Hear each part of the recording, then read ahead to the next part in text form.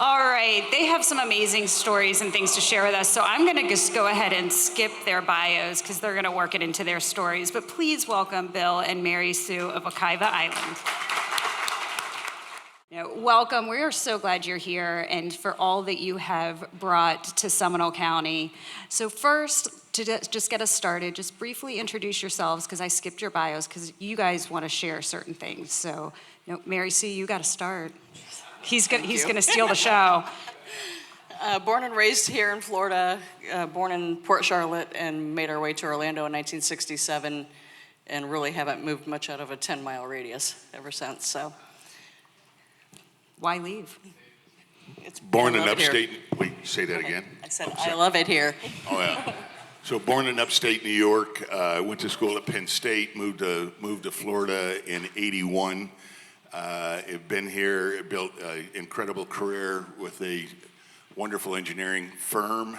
Started with 6, sold it at about 300, and I just retired in December, but I still part-time work with them. Love engineering, but my passion grew to sustainability, and that's where Wekiva Island kind of rolled into our lives, is to create an incredible place. So, and I love Florida and what it's all about. Thank you. Well, y'all are the face of Wekiva Island. Ecotourism is not your backgrounds. Can you just tell us a little bit about the journey that led to purchasing Wekiva Island? Okay, I started that. So, my career was being an engineer and designed a lot of theme parks. That was kind of one of our specialties, and did a lot of hospitality work. And somewhere along the way, I became really interested in sustainability and doing things that were right for the planet. The construction and the buildings we build have an impact, and that impact kind of, in a way, rolls into carbon. So in our lives, we have 5 children. We started to try to build this really cool green life, and we started to talk about it a lot. And somewhere many years ago, CBS, Sears and CBS had a contest called Clean and Green, and I wanted to submit something, and so I put this video together, and I wanted him to do like the narrative on it. Well, I tried to read what he wrote, and it was like 15 minutes long. My video was like 2.5 minutes long. So yeah, I can't use it. She asked for my help, and so I wrote, as any good engineer would, I wrote a 40-page narrative about how the video should go, and she threw it back in my lap and said, "This is ridiculous. It's not what I want. So I'm going to make my own video." And so I poured my heart and soul into this thing for her because I love her dearly. And so I folded it up and mailed it into him. That was it. I just mailed it into him. She sent him the video. And then he got the phone call. So we won this CBS Clean and Green thing a long time ago. When was it? 2007. 2007. And, and the story was about what the efforts we were putting in to try to reduce our carbon footprint. And I tell you what, it was an incredible thing. They sent a crew down here. We met some incredible people with CBS News. They moved in and took over our house, and they did this story about us, and it aired on national TV. And obviously, we were very, very proud. But then, the internet was getting hot and heavy about then. Everybody started talking on the internet about how stupid we were and what idiots we are. Why would they? We had solar panels on our house. The payback was probably over 100 years, right? So we were doing all these crazy things because we have 5 kids. We worry about their kids and their kids, and we worry about how our life is going to be impacting future generations. And that broke my heart. And the rebuttal was true. Why would we spend so much money doing on something that didn't have a return? Well, we knew in our hearts why. It wasn't to make money. It was to make an impact. But that's really where the idea of Wekiva Island came. We said, maybe doing this in our lives and how we live at home isn't big enough. Maybe we need to make a bigger statement. And that really was, we started to look for a platform we could build an incredible place where we could do something that made financial sense. And so Wekiva Island was it. We became what's called 2030 adopters, meaning we pledged to become carbon neutral by the year 2030. How close are you to that? Pardon? How close are you to that goal? We're getting close. So when you go to the island, you'll see kind of green stuff woven into the fabric all over the place. It's because it's what we've built. That's why we're there. And we're probably meeting our carbon neutral goal. We're probably about 80% there, maybe a little teeny bit more than that. I feel like we're behind. But I tell you what, early on it was easy to move the needle. This last 20%, it's getting really tough. You know, all the easy things to do are done. Some of the easy things we did now are getting old, and we got to rebuild them. But so we've got 4 years? We got a pretty serious push going ahead. So stay tuned. All right. Mary Sue. Many people may not remember this, but Wekiva Island used to have a restaurant that burned down, and it is nothing like what it's become today. What originally attracted you to this property? That's a Bill question. No, don't know. He doesn't get to answer this one. Why did we pick you? the old Wekiva Marina? Well, he actually tried to buy King's Landing first, but friends of friends were already pursuing that. And they said, go buy the marina. So we ended up pushing for that, and we ended up getting it. And we bought that 17 years ago, almost to the day. Tuesday was our 17th anniversary. Happy anniversary. Is the Wekiva Island of today anything like what you envisioned 17 years ago? So when we first bought the property, we said, okay, there's 3 missions. There were 3 things that we were going to hold true to. And that's really what I would compare that question to, is we have something we call our 3 pillars: art, learning, and sustainability. And that's kind of like how I'd measure how well we're doing. Art is pretty simple, I think. We host this event called the Wekiva Paint Out. The Wekiva Paint Out is a pretty incredible plein air event. My wife has been the chair. We've been doing, this is the 20th, this is the 20th coming up this year. It's in February. It's an incredible community event, but better than that, it's a fundraiser for 2 incredible nonprofits, one being Keep Seminole Beautiful, which my wife is the director of. They Keep Seminole Beautiful, cleans the streets and the rivers in Seminole County, so thank you for that, Mary Sue. You're welcome. Of course, we have to support that mission because I know her really well. And one of the ways we do that for Keep Seminole Beautiful and Wekiva Wilderness Trust is through the Paint Out. It's an incredible fundraiser, an incredible event. That's the art piece. We always knew we wanted an art gallery. 4 years ago, we opened up Gallery Zero, so we have an incredible art gallery on site that showcases and celebrates art of the river many times a year. So art, I think we're on track. Learning, I think on the learning piece, early on, I used to Give beer away. I used to have to give beer away for people to come. We'd have a session in the classroom. We have the Mike Barr Learning Center on site there. It's a pretty incredible building, a LEED Platinum building. But I'd have to go out to the bar and say, hey, we're doing a session about how to save the planet. You guys want to come in? They're like, no.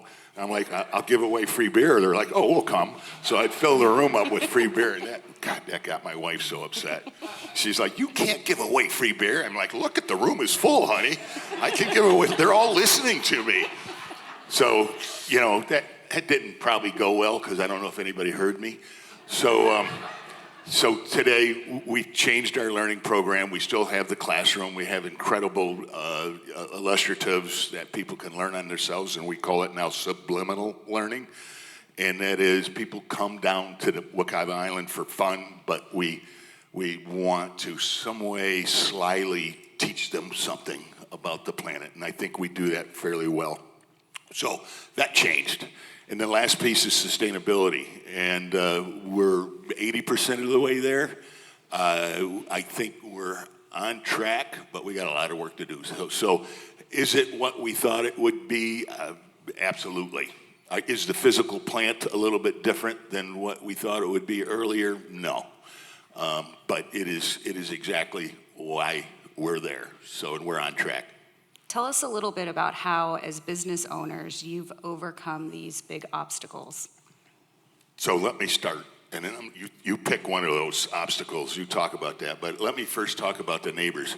I've never looked at the neighbors as an obstacle. We have, from day one, we moved into a neighborhood, and we have always said we're going to be good neighbors, you know, and we always said we are good neighbors. Now, that didn't mean they didn't get upset with us about issues, but you know, Lee helped us through some tough times there. Thank you, Lee. But I'm going to tell you one story about that. Early on, before the government got involved to tell us what we had to do, I remember once a group of neighbors a long time ago. When we first bought the place, we thought we were allowed to be open till 2 a.m. So guess what? We were open till 2 a.m. in the morning. It was the free beer going till 2 a.m. Yeah, no good going on. No good going on. But anyway, the neighbors said, hey, we want to meet with you to talk about a couple issues. And I said, absolutely, come on down. We sat on the edge of the river around the picnic table, and they said, you know, our kids are having a tough time. They're having a tough time studying at night because of all the noise that comes from the island. And we don't know what to do about it. And I said, I put my head down, and I said, you know, I have 5 children. I get it. I get how tough it is and how tough it is to keep them on track, and that's important. So what if, I don't even know if you know this, Lee, but what if I close at 7 o'clock on school nights?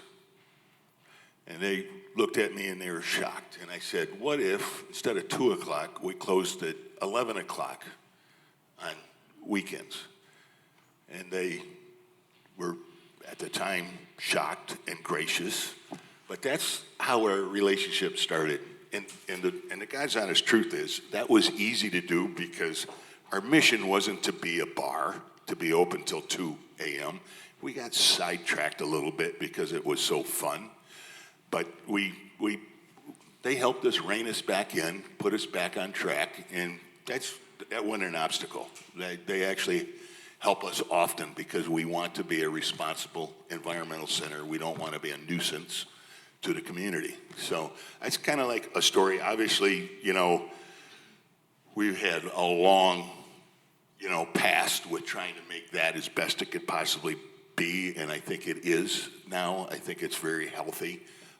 And Lee helped us a lot with that. So now you're supposed to pick one of those obstacles and talk. So, Oh, well, the flooding, and now it's not even just from hurricanes. It started out as hurricanes. Now it's just like a deluge of heavy rain or long rain.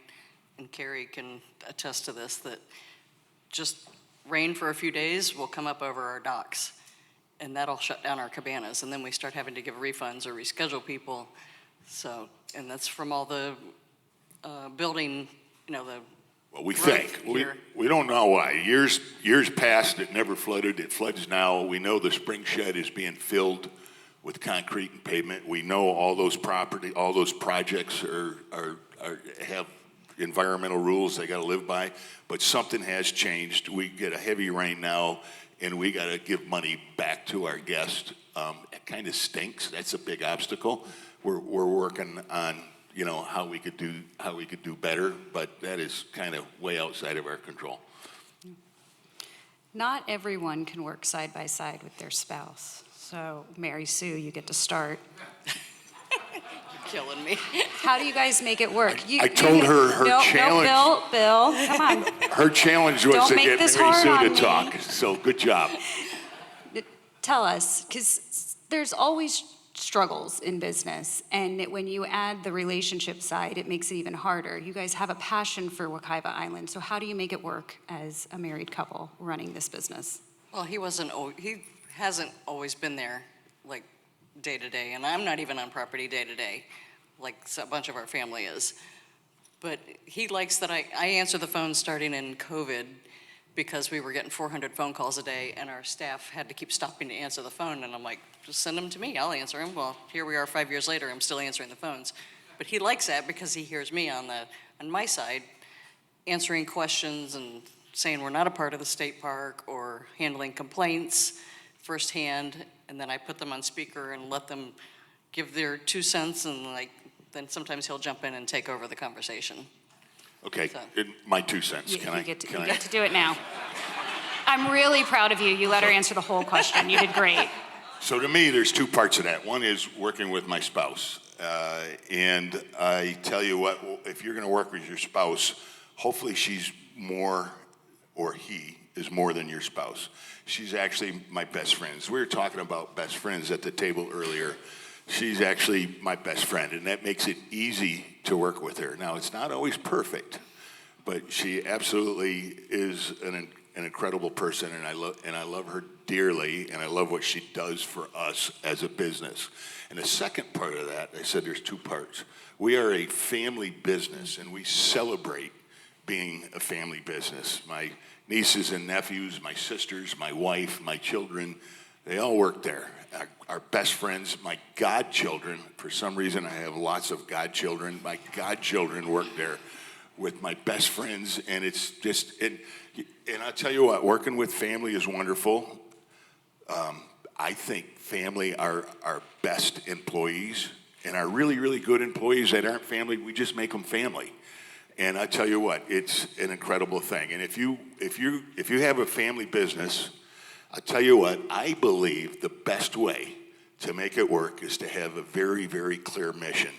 And with our 3 pillars, with our mission, it is really clear. So when you have a tough question or a tough issue to answer, you always fall back on where are we going. Everybody's bought into it, everybody knows it, and it makes it really easy not to get stuck in some kind of family craziness. So We're going to jump around a little bit because I know that this question was something you both had thoughts on. So people who have lived in this area for a long time agree that the Wekiva River and a lot of our springs have changed over the years, and a lot of changes because of development.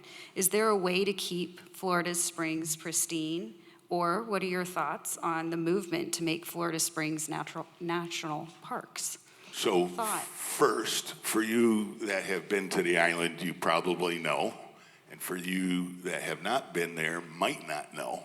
But the Wekiva River is one of our nation's wild and scenic rivers, one of 2 in the state of Florida.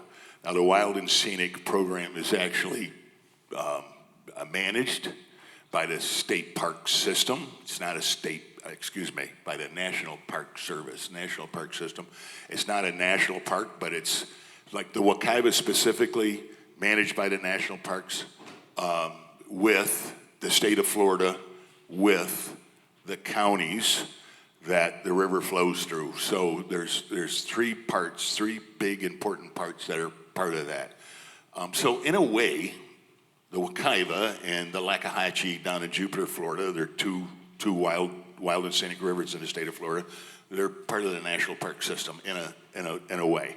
Now, if there's really a movement to want the springs in the state of Florida to become a national park, we have a lot of work to do. The Wekiva was selected and identified by Congress in 1988 to be a wild and scenic river, 5 outstanding values, 2 of which were water quantity, the amount of water that bubbled up out of the ground, and water quality, how beautiful and healthy and great the water that flowed out of the ground was. Today, it's impaired. Today, it's in trouble, the Wekiva is, like so many springs in the state of Florida. In fact, I tell you what, if you get a chance, Google John Moran and Springs Eternal program that he did.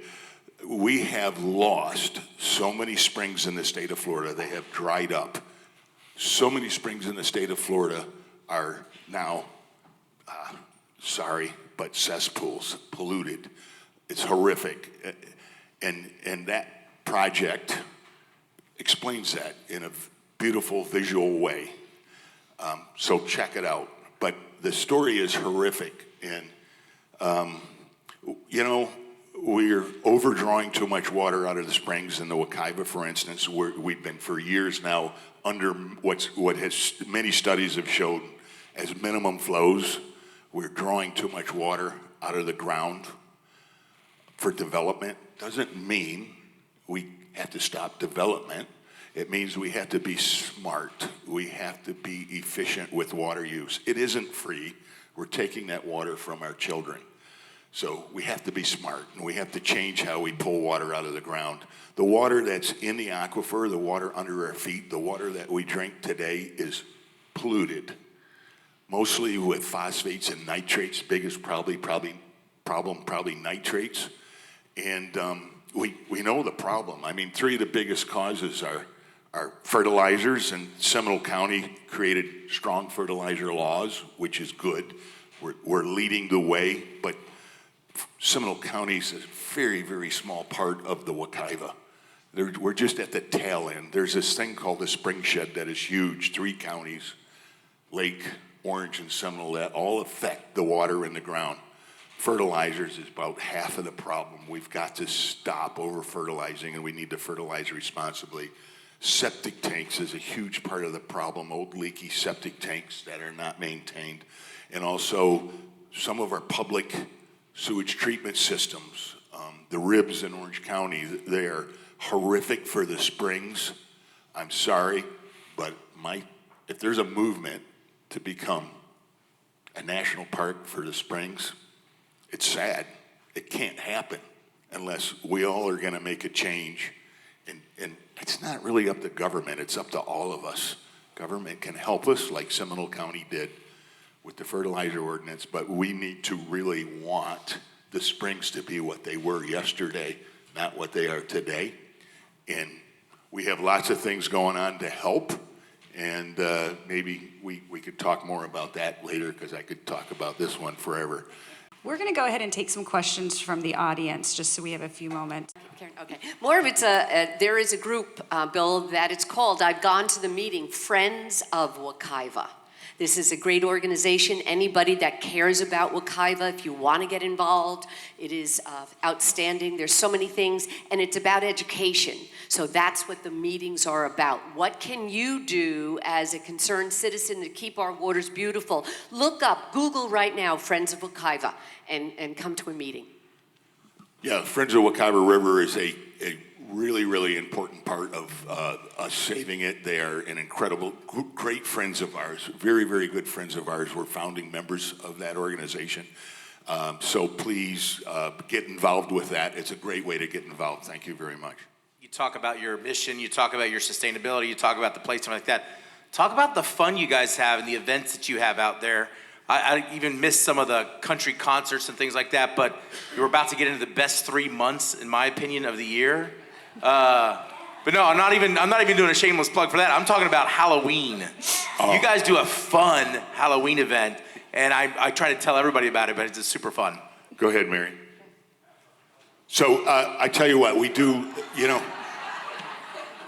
during the season, which is, from when to when, Mary? March to September, we're busy, and you might have heard that. But during the non-season, which is starting about right now, we're slow. So during our slow time, Q4 and Q1, we do lots of really cool stuff. So first off, go to our website, look at the events calendars, lots of cool stuff coming on. We have food events. We have an incredible Halloween event in which we give away money and prizes and things of that nature, and it's fun watching what the community does there. I'll tell you what, we have 2 really big events that we do every year, and one is that Wekiva Paint Out kicks off our season in February, and the one I gotta, obviously, John, I don't know if you know what he looks like right now. Kind of looks like Santa Claus, right? It's the worst kept secret in Seminole County.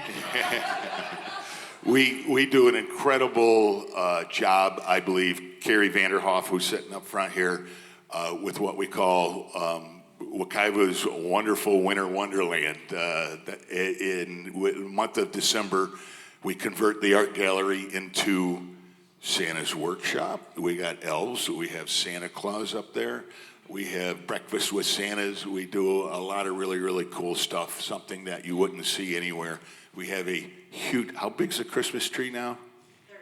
30-foot Christmas tree in the middle of a huge Christmas tree forest. We show Christmas movies at night. I think one of the best months of the year, when we started the program, we used to ship snow in, and we let the kids go sled riding. That was pretty expensive. It cost us about $80,000. We decided to stop the snow.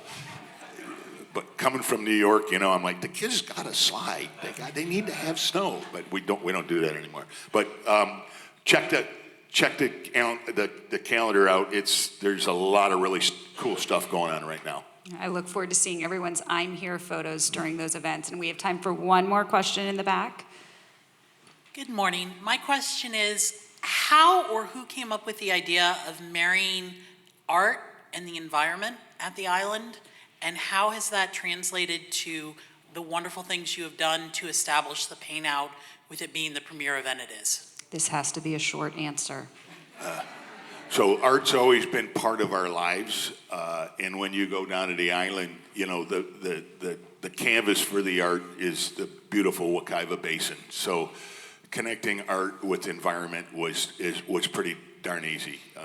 The environment's this wonderful, beautiful place. And what was the second part of that? You got it. That is it? Oh, that was quick then. That was good. You did really good. All right, just to close us out, Mary Sue, if a business wants to know better, hey, listen, I'm doing the best I can to end on time.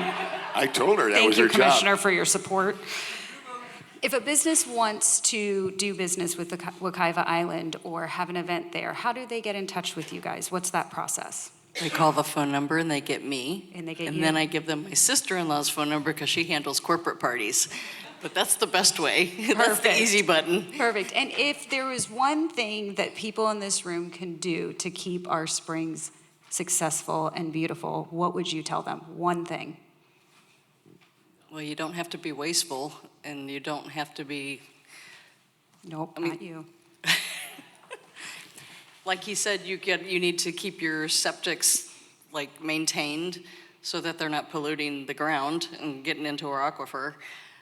And fertilize, you don't have to, these neighborhoods have these stupid rules about having green grass, which sucks. So, I'm sorry, I Okay, have to. I was going to let you. You I have have 10 words. So I'd say the one thing, many times a year, we actually do this buyout thing with the Florida Springs Council, and the Florida Springs Council is really big on moving the needle on trying to do good, forcing the state to do some of the things that they are by law supposed to be doing, and they're not doing. So every once in a while, look at a calendar and look for the buyouts when the Florida Spring Council comes to Wekiva Island. We take all the proceeds from that evening and we donate it to the Florida Springs Council. So if you want to help, come buy a beer, grab a glass of wine, listen to some good music at Wekiva Island during one of the Florida Spring Council's buyouts, and you'll be helping save the springs. That's a really easy way to do it and a good fun way. So here. Amazing. Thank you both so much.